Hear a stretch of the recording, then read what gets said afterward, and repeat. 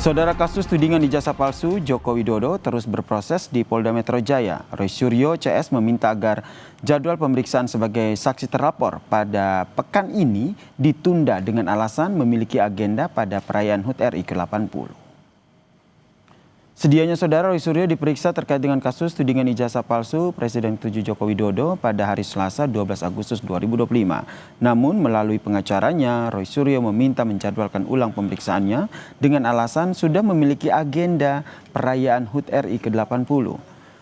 Kasus tudingan ijazah palsu Joko Widodo yang ditangani Polda Metro Jaya sudah naik ke tahap penyidikan saudara. Namun hingga saat ini belum ada penetapan tersangka. Ini lagi mau reschedule semua.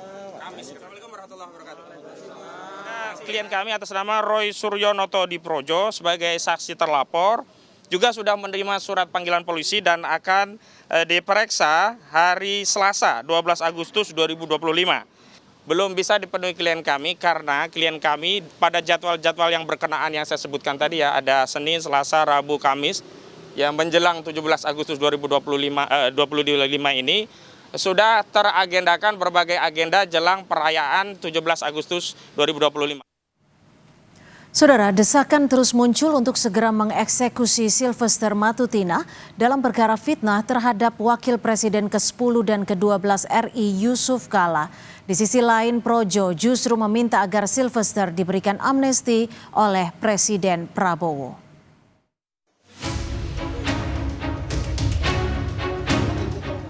Masuk tahanan 1 tahun 6 bulan. Saya sudah menjalani proses Kapan? itu. Kapan? Dan kau tidak perlu tahu itu. Kau siapa? Loh, Tidak ada. mumpung ada jelaskan oleh Nggak Kompas bisa. TV. Kapan Saya kamu masuk bukan penjara? penyelenggara negara. Kasus yang menjerat Ketua Umum Solidaritas Merah Putih, Sylvester Matutina, dalam perkara fitnah terhadap Wakil Presiden ke-10 dan ke-12 RI, Yusuf Kala, terus bergulir. Terlebih, sejak dijatuhi vonis hukuman penjara, hingga kini Sylvester belum ditahan untuk menjalani hukuman. Pengacara Roy Suryo CS pun mendesak agar Kejagung segera menahan Sylvester. Tetapi yang harus segera disegerakan dan ini sudah berkekuatan hukum tetap adalah melaksanakan eksekusi putusan Mahkamah Agung yang sudah diterbitkan di 2019 yang lalu yang berkaitan dengan vonis kepada terpidana saudara Sylvester Matutina yang sudah diganjar dengan 1 tahun dan 6 bulan. Dan sampai hari ini kami belum mendengar ada kabar dari Kejaksaan Negeri Jakarta Selatan telah mengeksekusi putusan tersebut. Padahal kami sudah mendatangi Kejaksaan Negeri Jakarta Selatan pada 31 Juli 2025 yang lalu. Desakan untuk segera mengeksekusi Sylvester sebelumnya juga sudah disuarakan oleh Komisi Kejaksaan RI. Kasus Pak Sylvester ya, itu sudah inkrah, sudah berkekuatan hukum tetap. Komisi Kejaksaan meminta kepada Kajari Jakarta Selatan untuk segera melakukan eksekusi. Sementara itu, di tengah desakan eksekusi Sylvester, rekan Sylvester dari Projo, Freddy Damanik, justru meminta agar Sylvester juga diberikan amnesti. Tujuan Persatuan Indonesia ini kan kasusnya juga mirip politik ya, katakanlah menyerang Pak JK. Ya, jadi sangat ada harapan, sangat ada potensi untuk kasus-kasus seperti termasuk untuk Bang Silver untuk diamnesti juga. Toh ini masih range waktu 17 Agustus memang waktunya. Sebelumnya, Kapus Penkum Kejaksaan Agung, Anang Supriyatna, menyebut kasus tersebut sudah inkrah dan dapat segera ditahan. Namun kini, Anang menyerahkan sepenuhnya kepada Kejaksaan Negeri Jakarta Selatan untuk pemanggilan Sylvester. Informasi dari pihak Kejari Jakarta Selatan, hari ini diundang yang bersangkutan. Kalau dia nggak datang ya silakan aja nanti. Tidak harus eksekusi. Kalau nggak salah hari ini. Pastikan aja nanti. Coba tanya nanti ke pihak Kejari Jakarta Selatan.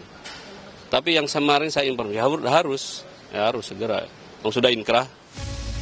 Sylvester Matutina dinyatakan bersalah melakukan tindak pidana memfitnah Yusuf Kala berdasarkan putusan MA nomor 287K tahun 2019. Ketum Solidaritas Merah Putih ini didakwa pasal 311 ayat 1 KUHP dan divonis penjara 1 tahun 6 bulan. Tim Liputan, Kompas TV.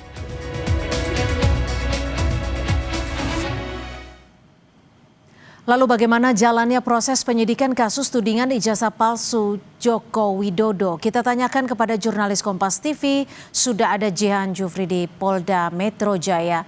Jihan, selain Roy Suryo, siapa lagi yang meminta penjadwalan ulang dan kapan sebenarnya Polda akan mengumumkan tersangka soal kasus yang sudah naik ke penyidikan ini? Jihan.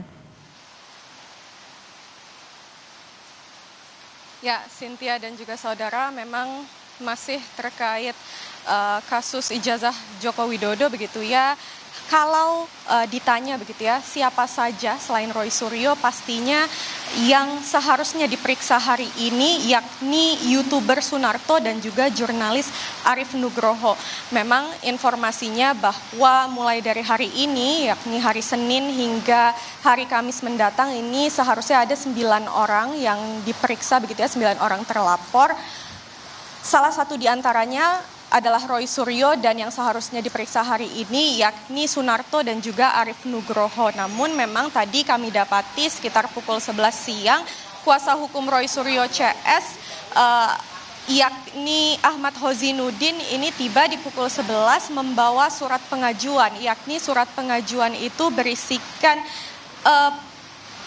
agar supaya permintaan begitu agar supaya pemeriksaan terhadap 9 orang yang terlapor ini ditunda. Memang tadi disampaikan oleh Ahmad Hozinuddin bahwa alasannya adalah karena jelang HUT RI ini memang dari para terlapor sudah memiliki agenda-agenda jelang HUT Republik Indonesia. Namun memang ada sedikit perbedaan. Ada satu saksi yakni ex-pimpinan KPK Abraham Samad, ini informasinya akan tetap diperiksa di hari Rabu mendatang.